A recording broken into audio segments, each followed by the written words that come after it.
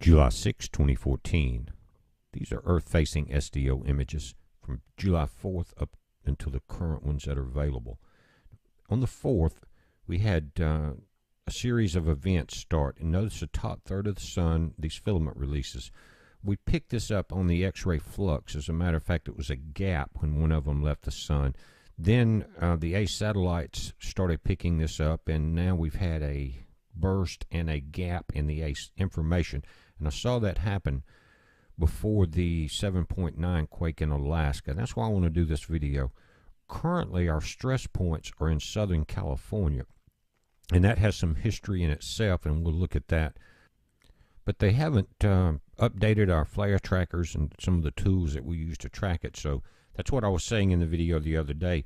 As long as we got the SDO and the A satellites, we have some type of tracking mechanism, and that will at least give us a heads up on incoming. If we can, just using this one alone, and again, some of the satellite information.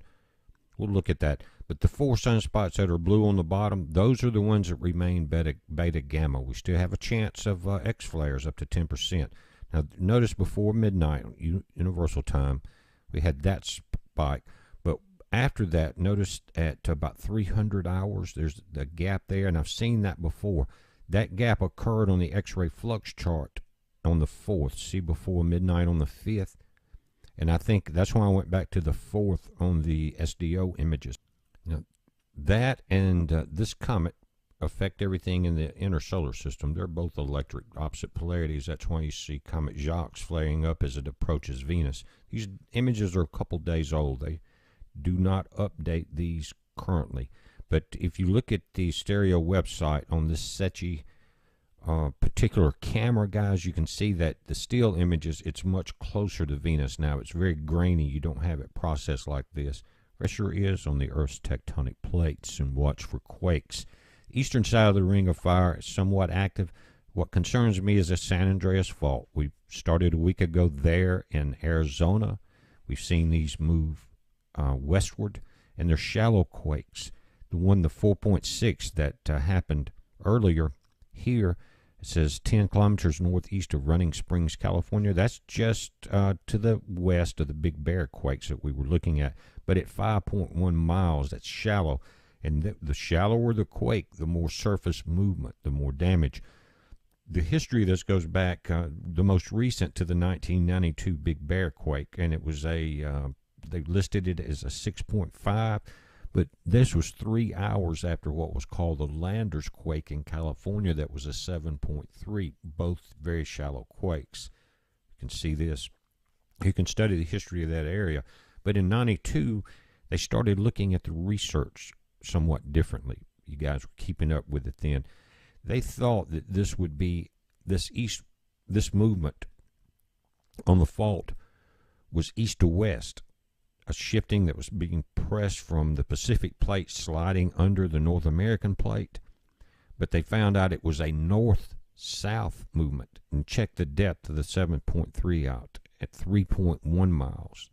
Now, California was lucky because that happened out in the Mojave Desert.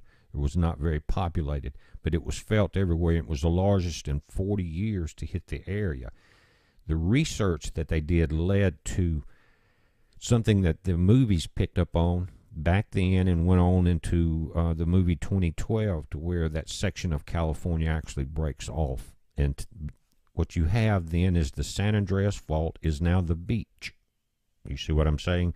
It's the new boundary, what they're calling, between the Pacific and the North American plate.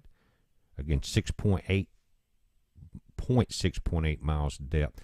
If it hadn't been in the desert, if that would have been further north on the San Andreas, there would have been trouble in the cities. But you can see some of the damage. Now, this is an aerial view of what could one day be the California coast. It says the Landers earthquake and other large quakes associated with it in the Mojave region have been attributed to 2 possible long-term trends.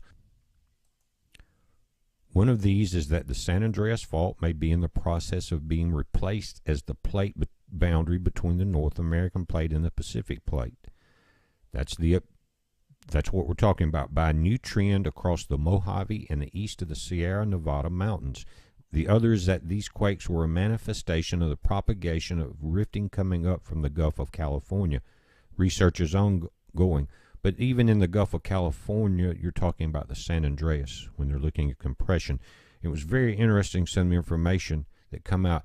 When this happened in 92, with that 7.3, it shifted deep tectonic pressure all the way up to Yellowstone.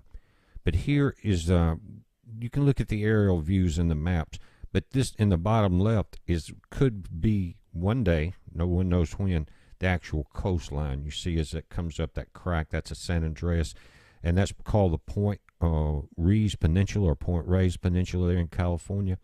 So that's what you're dealing with, and that's why it's so interesting to me. And again, I think that's where they picked up from the movies about this section of San Andreas shifting.